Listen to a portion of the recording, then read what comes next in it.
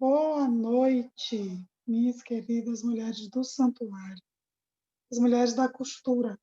Êxodo 35, 25 e 26 nos diz que as mulheres que participaram da fabricação do santuário não eram aquelas que estavam lá na linha de frente, mas nem por isso deixaram de fazer um serviço importante.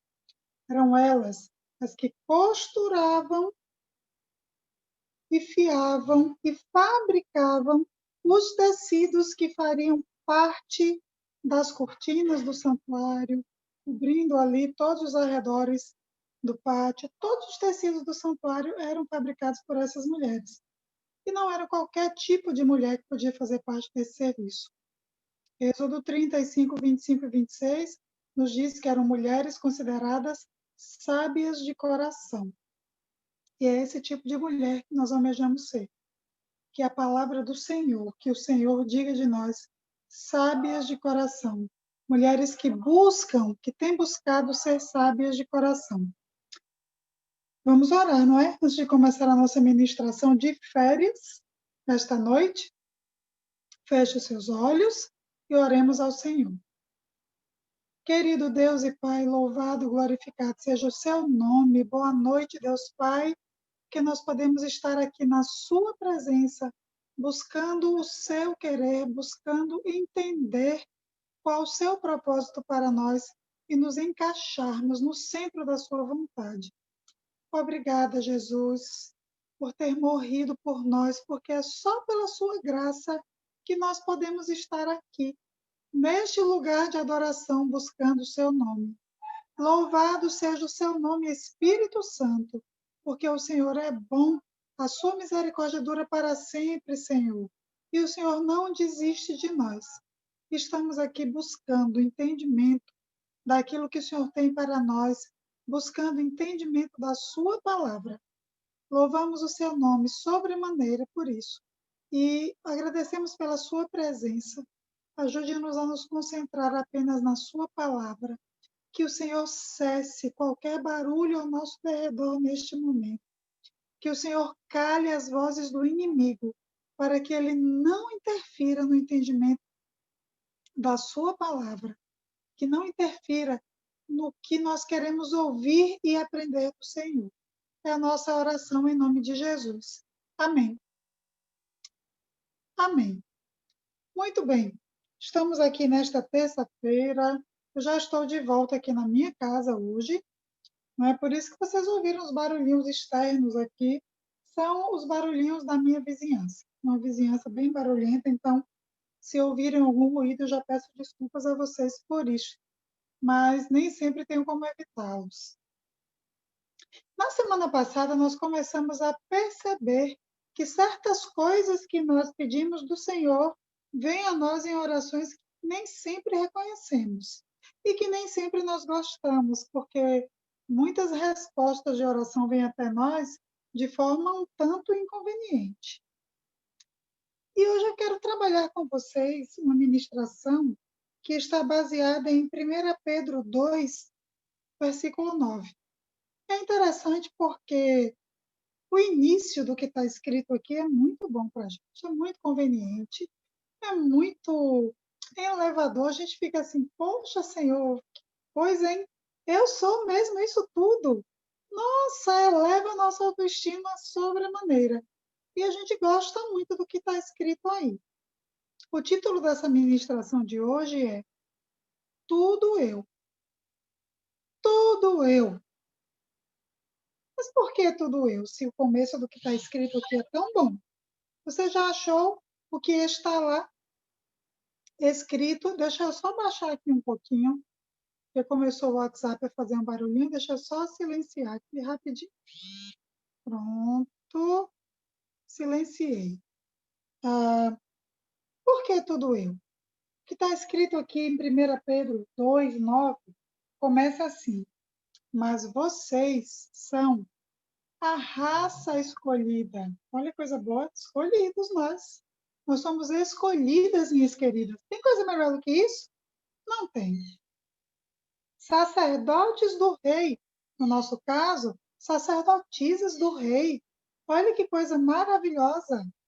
que a palavra do Senhor diz sobre nós. A nação completamente dedicada a Ele. Incrível isso, não é? Até agora eu gostei, achei ótimo. O povo que pertence a Ele. Tudo isso nós queremos ser, não queremos? Raça escolhida, sacerdotisas do rei, ou seja, ministras do rei. Uma nação completamente dedicada a Deus. O povo que pertence a Ele. Que coisa melhor que isso? Essa versão que eu li para vocês é a versão da nova tradução da linguagem de hoje. Mas vamos ver o que diz aqui na versão Almeida, revista e corrigida. Que é que a gente mais lê nas versões tradicionais da Bíblia?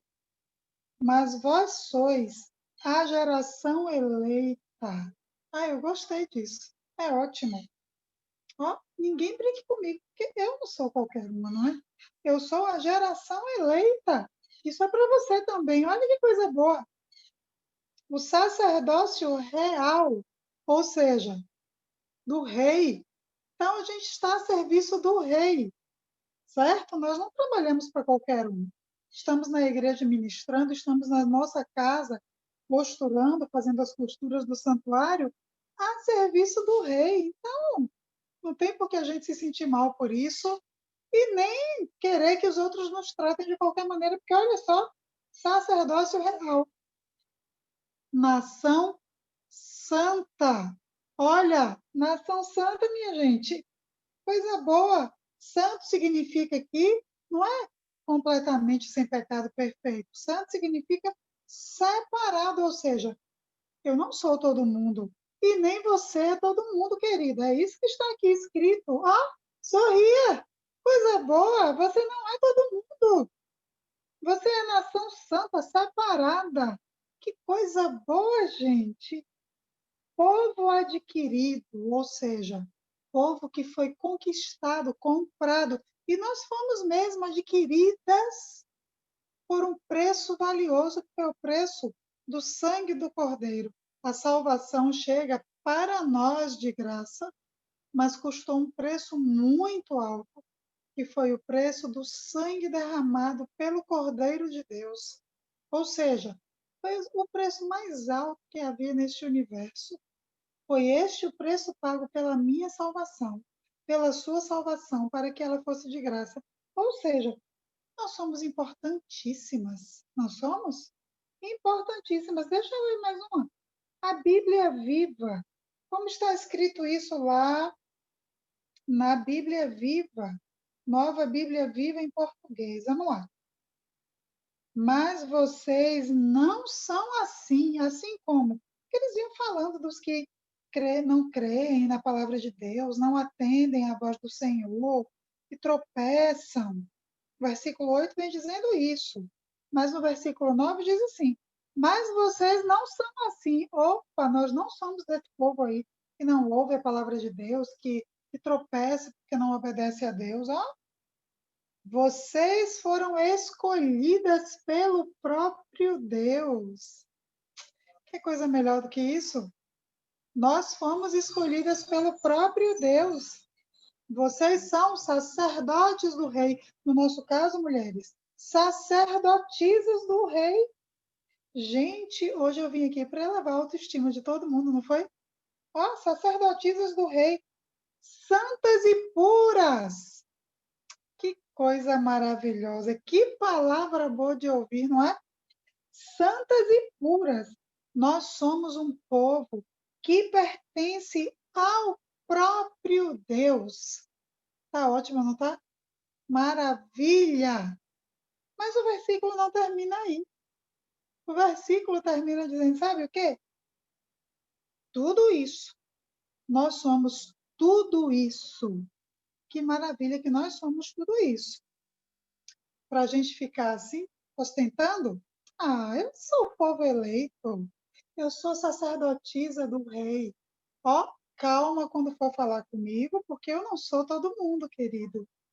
Calma, cuidado como fosse dirigir a mim. Você sabe quem eu sou?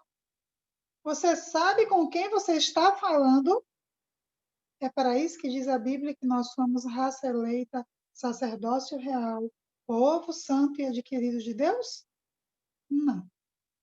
A palavra do Senhor nos diz que nós somos tudo isso para que vocês possam anunciar como Deus os chamou da escuridão para a sua maravilhosa luz. Vamos voltar agora?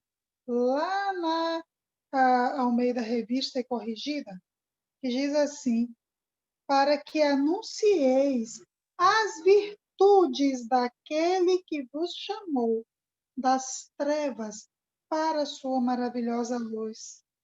E lá na linguagem de hoje, que foi a primeira que eu li, lá diz assim, ó, versículo 9: vocês foram escolhidas para anunciar os atos poderosos de Deus, que os chamou da escuridão para a sua maravilhosa luz. E diz assim, ó, que antes disso, vocês não eram o povo de Deus, mas agora são o seu povo. Antes não conheciam a misericórdia de Deus, mas agora já receberam a sua misericórdia. Em resumo, minhas queridas, Deus não faz nada conosco e nem para nós sem um propósito. E sabe qual é o propósito do Senhor para nós? Ele que nos transformou, que nos chamou, que nos transformou em seu povo, em sacerdotisas dele, ministras dele, em uma nação pura e santa, nação eleita, povo santo, adquirido por ele. Não foi para a gente ficar ostentando, nem se exibindo, nem desfazendo dos outros, como o publicano daquela parábola que olhava, aliás, desculpa, como o fariseu daquela parábola que olhava para o publicano e dizia assim: ai, Senhor, que bom que eu não sou que nem esse pobre coitado aí, pecador. Não foi para isso que Deus nos chamou. Deus nos chamou para que a gente testemunhe para os outros, para o nosso próximo, o que ele fez por nós. Como foi que ele nos tirou da escuridão para trazer para a luz? E onde é que eu quero chegar com a história de tudo eu? Algumas vezes as mulheres me procuram para pedir conselhos. Ah, porque eu estou com problemas no meu casamento. Ah, porque a minha família. Ah, porque. Ai, gente, aqui, ó, minha mãe, meu pai, meu padrasto, sei lá quem. A situação aqui é muito complicada. Você não tem ideia. E vem me pedir um conselho. E o primeiro conselho que eu dou é: cale-se, pare de falar. O segundo conselho que eu dou é: ore por esta pessoa que está lhe trazendo tanto problema. Jejue por esta pessoa que está se comportando de uma forma tão reprovável. E não reclame mais. E eu lembro de uma vez, a primeira vez que eu ouvi isso, uma pessoa bem próxima minha, mas que não mora aqui na mesma cidade que eu, mora lá no norte do Brasil, e ela falando sobre os problemas que vinha enfrentando com o casamento. E quando eu disse isso a ela e enviei 2 livros que eu costumo enviar, quando as mulheres vêm me procurar, falando dos seus dissabores no casamento ou na convivência com outras pessoas, ela chegou e disse assim: ah, eu li aí a primeira parte que você mandou, mas por que tudo tem que ser a mulher? Tudo tem que ser eu. Minha querida, nem tudo tem que ser você. Mas pense numa coisa: você está envolvida num determinado contexto e você vê que esse contexto precisa de mudança, seja através de você ou seja através da outra pessoa que está convivendo nesse contexto com você. Seja o seu marido, sejam seus filhos, sejam seus pais, sejam irmãos de igreja, sejam eles quem forem.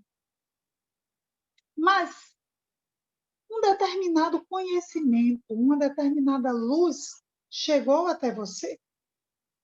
seja você sentada na igreja ouvindo uma pregação, seja você ouvindo uma música, seja você até assistindo a um filme, que já aconteceu isso comigo, sabe? Eu orando e pedindo a Deus, e eu nem estava assistindo ao filme. Os meus filhos estavam assistindo.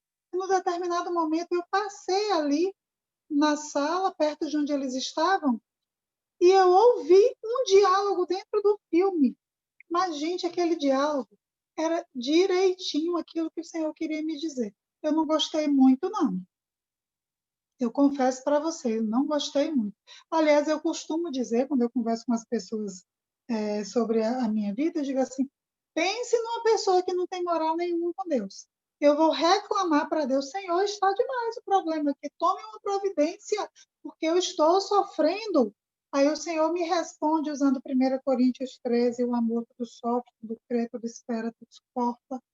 O Senhor me responde dizendo, como Jesus disse lá aos fariseus: ama teu próximo como a ti mesmo, orai pelos vossos inimigos, orai pelos que vos perseguem. É só assim que Jesus me responde, mandando amar as pessoas que eu acho que são a fonte do meu problema. Olhem só o que eu disse. Eu acho que são a fonte do meu problema. Porque nem sempre o que eu acho corresponde à verdade.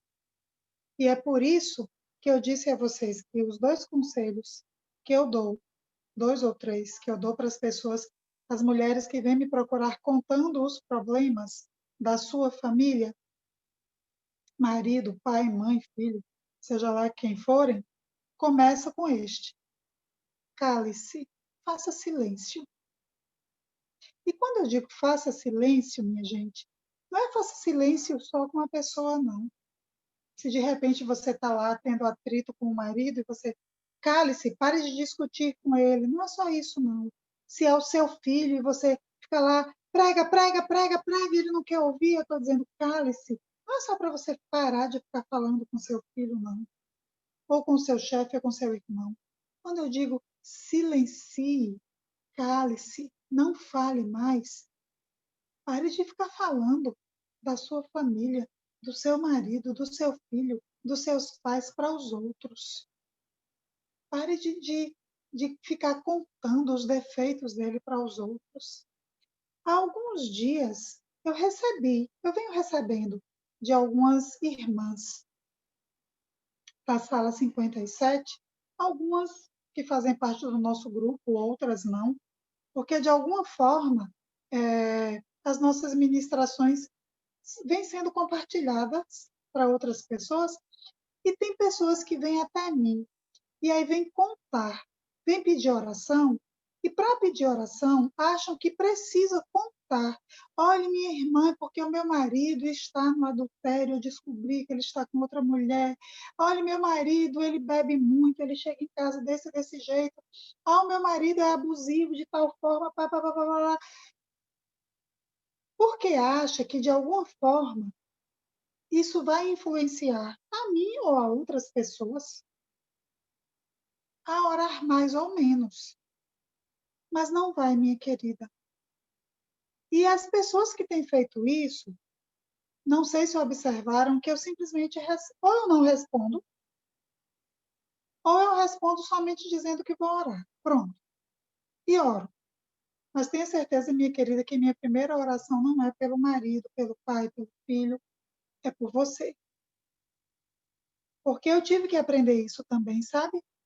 Queridas, não é necessário você sair contando aos 4 ventos o seu sofrimento, como mãe, como esposa, como filha, como irmã, como funcionária de um chefe abusivo, ou por causa de alguém que foi injusto com você. Não é necessário, sabe? Aquela mulher sunamita, lembra da história de Eliseu? Que foi prometido o filho a ela, e depois o filho morreu. Quando o filho morreu, sobre os joelhos dela, ela saiu, botou o filho na cama do profeta, chegou para o marido e disse assim: marido, vai aí com os servos para ajeitar aí uma carruagem e tal. em transporte porque eu vou ver o profeta. O marido estranhou, porque não fazia parte da rotina, e perguntou, ué, o que foi que aconteceu? Qual o problema? E ela disse assim para ele, tá tudo bem, querido, vai tudo bem. Ela não discutiu com ele, ela não brigou com ele, ela podia ter ido direto falar com o servo, arrume aí que eu vou sair, porque aquele marido, primeiro dia que levou nosso filho para o trabalho, o menino ficou doente e morreu. Sinceramente, nessa casa, tudo eu. Só quem ora sou eu. Só quem faz culto sou eu. Só quem busca Deus sou eu. Eu já estou cansada disso. Ela podia ter feito isso, mas não fez. Podia ter mandado WhatsApp para as amigas. Meu filho morreu, fiquei aqui orando, Deus não me atendeu. Eu vou atrás do profeta para ver se resolve. Eu não aguento mais, eu esperei tanto tempo por esse filho e agora vem esse problema. O menino, eu orei a manhã todinha e Deus não ouviu minha oração e eu estou chateada e eu vou falar com o profeta. Ela também não fez isso. Ela simplesmente passou aquele tempo todo orando com o menino. O menino morreu. Ela colocou na cama do profeta. Sabe por quê? Quem foi que fez profecia para ela? Não foi o marido. Através de quem veio a promessa de Deus para ela? Do profeta. Então ela foi lá no quarto do profeta, colocou lá e saiu em silêncio. E ainda fez questão de tranquilizar o marido. Está tudo bem, pode continuar trabalhando. E foi atrás do profeta, que era a pessoa que poderia resolver o problema dela. E aí, quando ela chegou até o profeta, foi que ela falou sobre o problema. Ok? Então, minhas queridas, quando você está numa determinada situação e o dilema, o conhecimento para resolver aquele dilema chegou até você, Deus conta com você, porque você de fato não é todo mundo. Você é, como diz aqui, ó, a palavra do Senhor. Você é raça escolhida, ministra do Rei, nação completamente dedicada a Deus. Você é um povo que pertence a Ele. Você foi salva, você foi escolhida para anunciar os atos poderosos de Deus e não os atos infames de Satanás. Quando a gente sai por aí, eu aprendi isso na minha jornada, e a forma como Deus passou a me abençoar, e a forma como o meu testemunho no meio do meu problema, porque as pessoas mais próximas acabam sabendo o que a gente está passando. Mas a forma de Deus agir através de mim se tornou mais eficaz a partir do momento que eu aprendi a ficar calada. E quando eu não fico, porque nós, como seres humanos, a gente cai. Lógico que a gente cai. Tem uma hora que a gente se sente assoberbada e a gente acha que não vai conseguir. E a gente tropeça. E Deus não vai recriminar a gente por isso. E nem ninguém que nos conhece vai recriminar a gente por isso. Mas quando a gente faz parte da nossa rotina, falar do outro, reclamar do outro, ficar o tempo todo, olha por mim que eu sofro muito, é uma prova muito grande. Daqui a pouco as pessoas vão parar de orar por nós. Porque elas vão ver que a gente vão ficar pensando isso. Mira, essa pessoa reclama de tudo.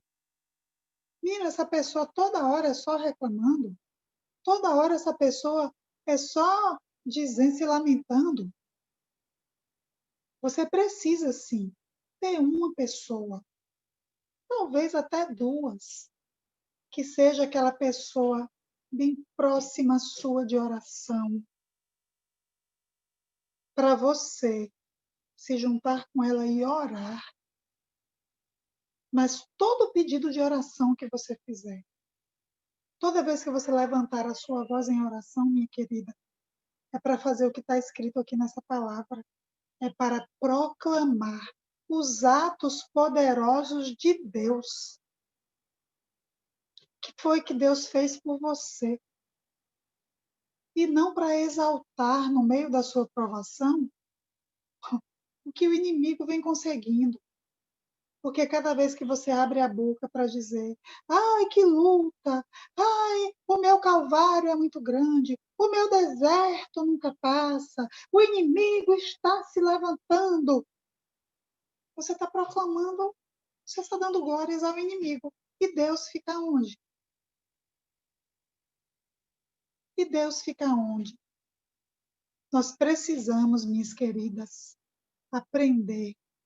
Quando a gente vai testemunhar das nossas provas, das nossas labutas, irmãs, orem por mim, por favor. Estou no meio de uma prova, e é uma prova que está mexendo comigo. Por isso que eu estou pedindo o seu reforço em oração. Mas eu creio, minhas queridas, que o inimigo, se ele vier contra mim por um caminho, em nome do Senhor Jesus Cristo, por 7 ele vai fugir, porque a palavra do Senhor diz isso. Então me ajude em oração, para que eu continue na batalha, para que o Senhor seja glorificado, para que todos saibam que só o Senhor é Deus quando virem a vitória que Ele me deu. Viram que diferença de foco? Então, quando a gente assume esse tipo de postura, a gente está assumindo a postura da nação santa, do povo eleito, da raça do sacerdócio real, puro e santo escolhido de Deus para proclamar as virtudes dele e não as virtudes de Satanás, porque virtude de Satanás não tem nenhuma. Então, quando você estiver no meio de uma prova, não reclame. Tudo eu, tudo eu. Quando você estiver sentada na igreja, ouvindo uma provação, e aí esta provação, nossa tendência é pensar assim, fulano de tal devia bem estar aqui escutando. Senhor, era meu marido que precisava disso. Não era. Porque se fosse, o Espírito Santo tinha trazido seu marido. Meu pai, minha mãe, bem devia ouvir isso aqui. Não era. Porque se fosse sua mãe, o Espírito Santo teria trazido sua mãe, seu pai, seu irmão, seu chefe. Se você está ali sentada ouvindo, porque o Espírito Santo sabe que você precisa ouvir aquela ministração. Se você lê um livro, lê um texto, foi para você que ele foi trazido. Ore e pergunte a Deus, Senhor, eu preciso testemunhar disso aqui para alguém, isso eu já entendi. Me mostre como, quando e a quem eu irei testemunhar, meu Deus. Para que o seu nome seja louvado e engrandecido. Em nome de Jesus, seja essa a minha e a sua oração, para todos sempre, porque você não é nada mais, nada menos do que raça eleita, nação santa, povo adquirido de Deus, para proclamar as virtudes dele como aquele que lhe trouxe das trevas para a luz. E que a nossa língua proclame essas virtudes, que da nossa boca saiam palavras de luz, palavras que engrandeçam o Senhor nosso Deus, que mostrem a todos que só o Senhor é Deus. Que Ele lhe abençoe nesta noite, em nome de Jesus. Amém.